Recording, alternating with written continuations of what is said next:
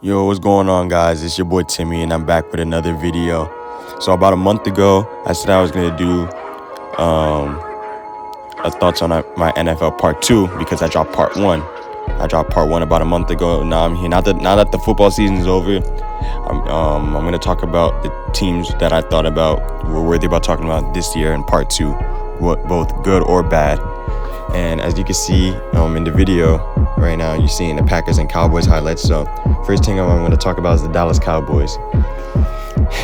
As a Giants fan, this was very satisfying. Like this was very satisfying considering where my team season ended. Considering how the hatred that Cowboys get because of the fan base, not because of the players. Players are a part of it too, but because of the fan base. Like, it was just satisfying seeing them lose 48-32. But it was essentially 48-16 because they were empty calories in that fourth quarter. They just scored 2 more touchdowns. 16 more points. So those were empty calories. So, and they were down 27-0 right before the half against this young team. In fact, the Green Bay Packers are the youngest team in football. So with the Dallas Cowboys, is what I've been saying all year, that they're just a regular season team, and I think we've come, even Cowboys fans are starting to come to realize that. But although there are some that are still delusional out there, believe me, just for some damn reason, there's a couple of Cowboys fans that believe they're gonna go to the Super Bowl next year, or at least make a deep playoff run. But with this season, this was actually like, how every Cowboys fan says, oh, this is supposed to be the year, this is our year. Like, I genuinely thought this could possibly be the year. Maybe not win it all, but get to an NFC Championship game, or maybe even get to the Super Bowl. Their path, their road was actually as open as I've ever seen it in my lifetime of being a football fan. They were the 2 seed. They finished 12-5. Philadelphia crumbled down the regular season. Towards the end of the regular season, they crumbled, which allowed the Cowboys to get that 2nd seed. They had 2 home games. They had won this game. They were going to play Detroit. And I know they barely beat Detroit the last time, and Detroit probably could have had a great chance of knocking them out. But the Cowboys, they also needed, they were hungry too for an NFC Championship appearance. So would I be surprised that they beat the Lions to go to the NFC Championship game? Hell no, of course not. But they couldn't even beat the youngest team in football. The Cowboys, like, it's safe to say that they're a pretender. Every season, no matter what, it's the wild card or the divisional, they're just not built for the playoffs. And it's from the top. It's from Dak, the defense, like personnel, everything. Like, Dak's playoff record is 2-5. And I know what people say, oh, he's done, he's not it, Dak's not it. But I can't put all of this on Dak. Micah Parsons didn't play well, and speaking of Micah Parsons, in all of his 3 playoff games, he hasn't played well at all in his whole career. He's been in 4 playoff games. 2 against San Francisco, 1 against Tampa, and then now this one, that's 4. And he hasn't played well in all 4. The defense has no room to talk either, the rest of the defense, because although they played well this regular season, they gave up almost 50 points in the playoff game against the youngest team in the NFL. Aaron Jones was looking like Adrian Peterson. You got Romeo Doubs looking like Jerry Rice. You got Jordan Love looking like Aaron Rodgers. We're going to get to them in a minute. But the Cowboys, it's like, I don't know what it is. They're just not built for this. And I think it's the pressure. And speaking of pressure, I don't like that the fact that Jerry Jones put the pressure on Mike McCarthy to, like, do what he has to do. Because you can't have a man out there coaching scared. You can't. Jerry Jones is the only owner that I can think of, not just in football, but maybe in pro sports, who constantly always has something to say about his team. Like, he doesn't allow his guys to just play. He doesn't allow his coach to just coach. And even when they got Mike McCarthy, I was like, from when they got Mike McCarthy 4 years ago from Jason Garrett to replace him, I was like, it's not really a life-changing move because he has 7 MVPs. Yeah, like, it's easy. to coach when you have 7 MVPs combined between your 2 quarterbacks, Brett Favre and Aaron Rodgers. He has 1 Super Bowl because of Aaron Rodgers. And since then, he's had multiple playoff meltdowns with Aaron Rodgers and now with the Cowboys. So I never really thought the hire was life-changing. I'm surprised that they even brought him back. I don't know what they're going to do because they have a lot of free agents. Tyron Smith, Biotic, they got to extend Dak, but they got to pay CD. Micah has to get paid. There's a bunch of contract issues that they got to go through. So we'll see what happens with them. Now, for the team that they lost to, the Green Bay Packers, the future is bright in Green Bay. The future is bright.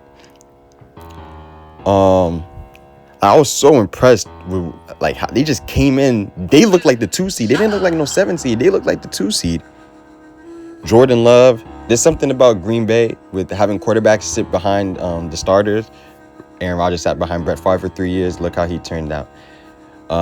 Jordan Love sat behind Aaron Rodgers for 3 years. Look how that turned out.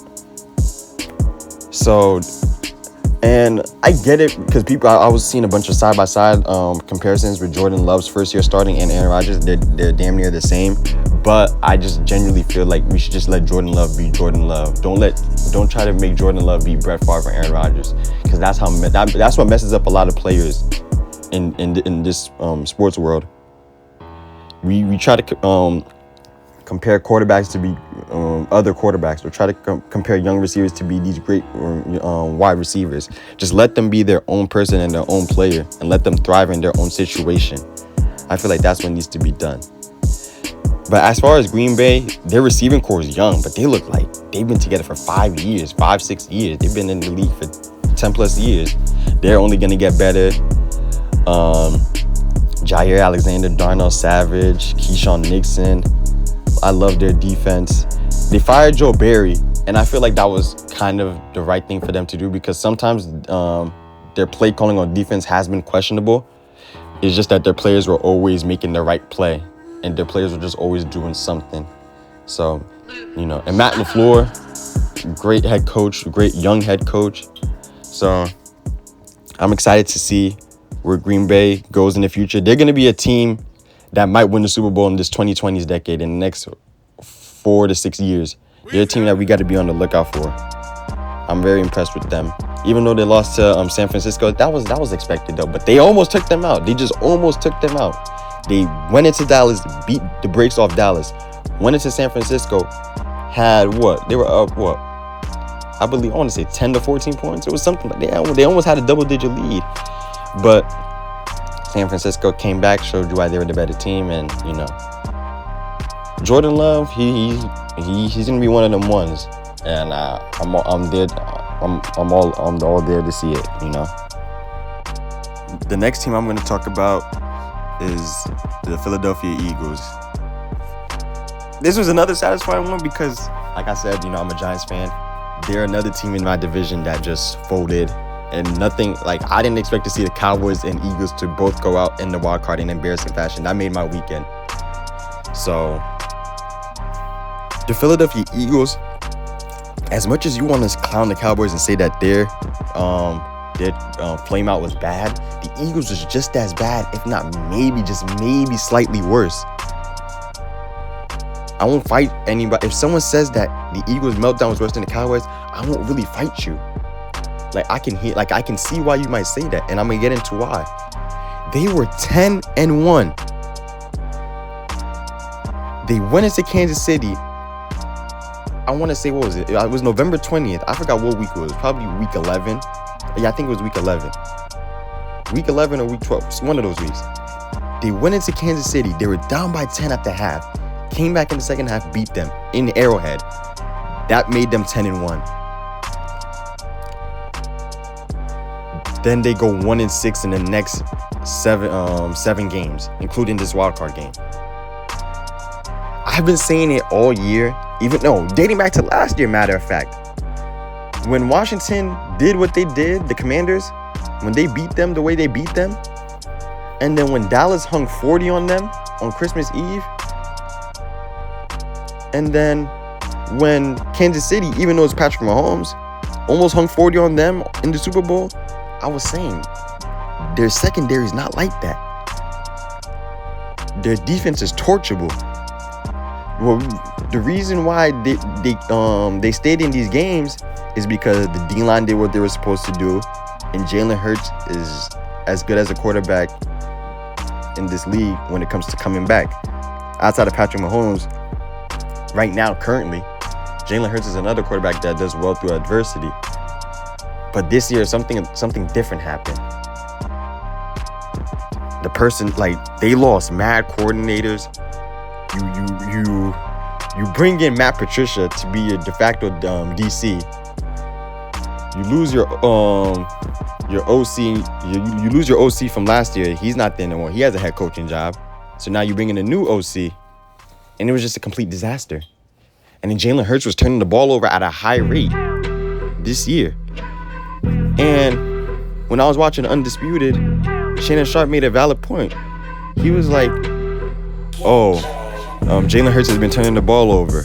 But the Eagles fans would say, but we're winning. How about when you're not winning? And it's facts. What you accept in the win, you got to accept it in the loss too.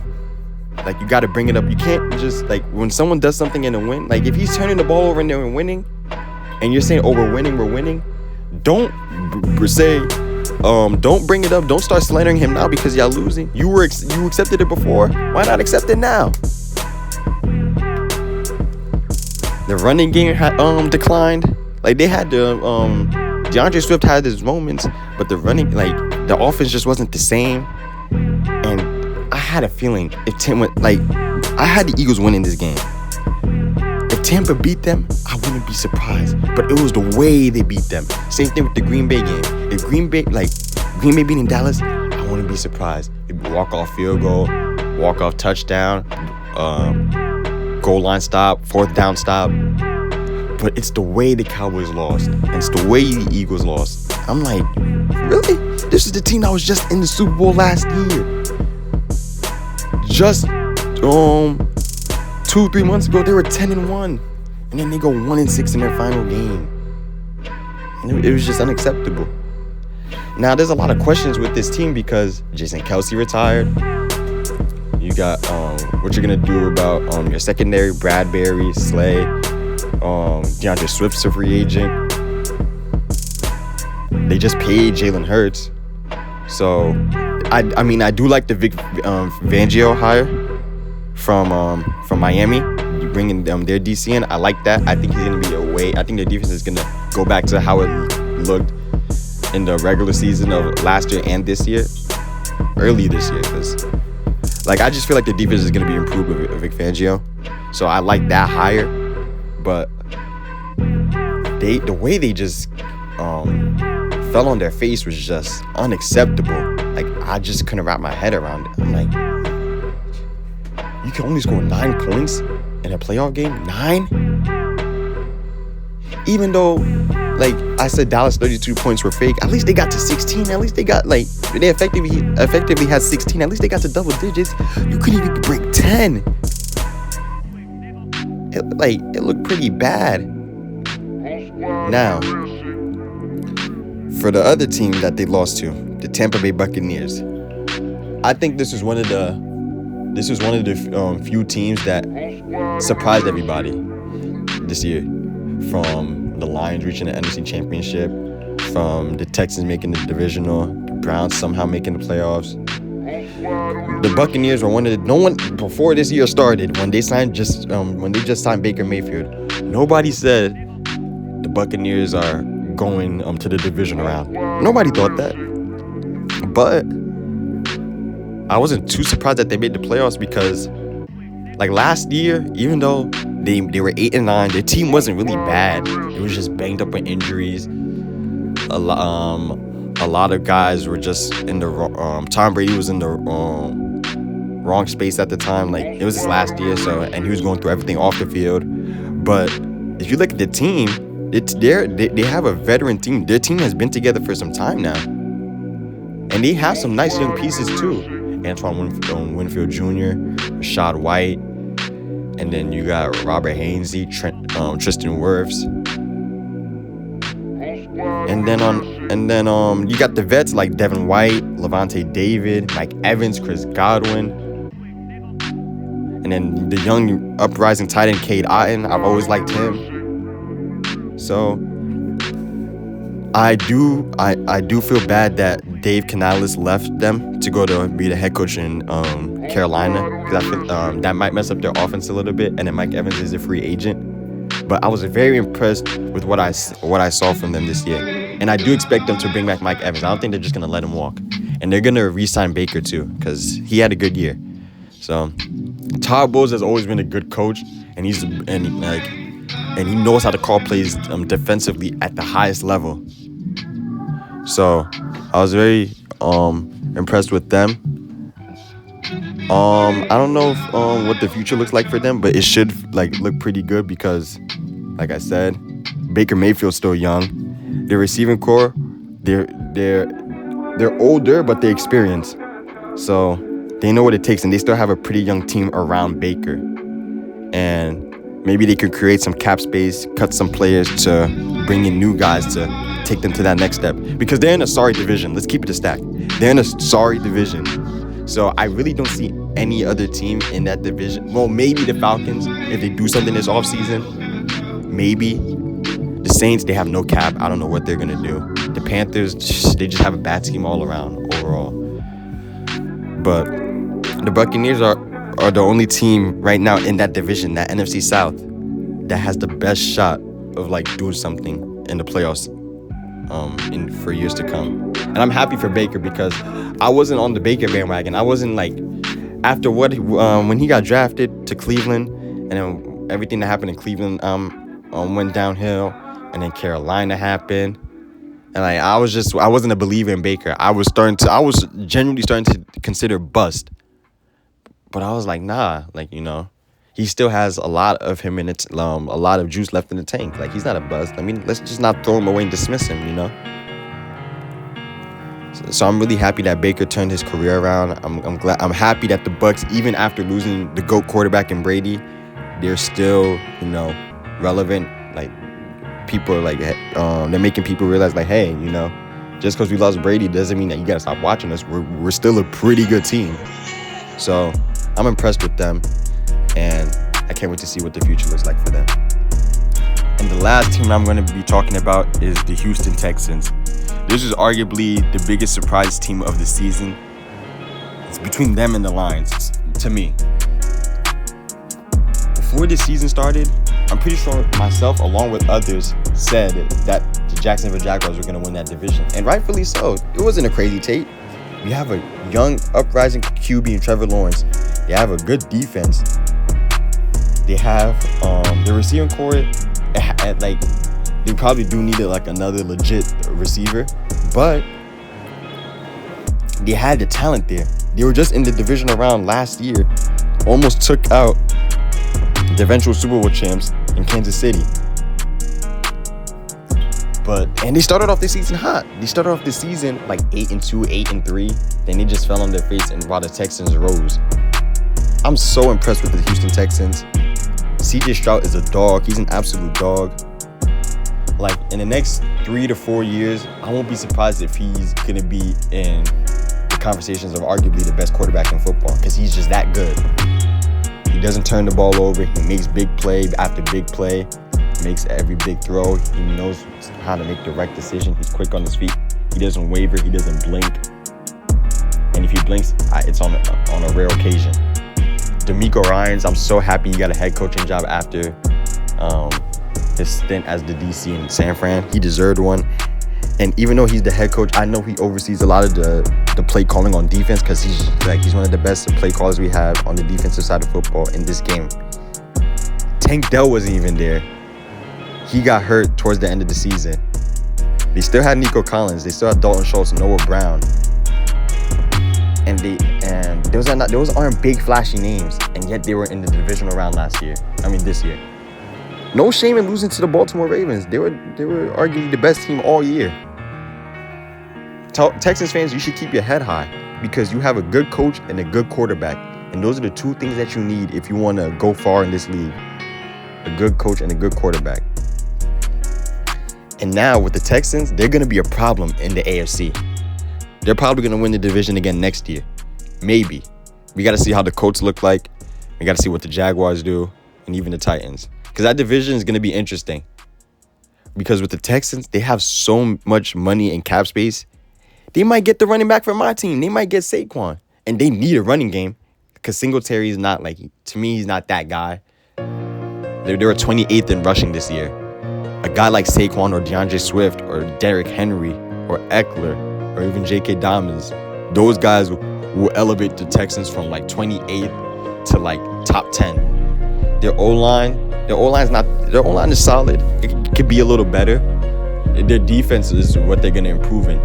But they did just have the defensive rookie of the year in Will Anderson. So they're gonna improve their defense. I have no doubt in my mind. This team is gonna be great from top to bottom next year or the year after. They're gonna improve their receiving core too. They're probably gonna get a legit number one maybe. And I would assume that they're gonna bring back Dalton Schultz because they do have all that money in cap space, and I don't see why they'll let Dalton Schultz walk. He's a serviceable tight end, pretty good, young too. So I'm really impressed with what I've seen from the Texans overall this year. I'm excited for them. And as far as the other teams that I've talked about in this video, good or bad, we gotta see what free agency looks like. Free agency starts next month in March, so we gotta see what free agency and what the draft looks like for them. And that wraps up for my part 2 of this video. I will be bringing up more NBA content now that the playoffs are right around the corner and football season's over. I will bring up a lot more basketball content. I'll try to make baseball content and hockey content because hockey playoffs are right around the corner too, and the MLB season is just about to start. I know spring training, I don't know if they're still having it or if they just had it already, but so I know it's around that time.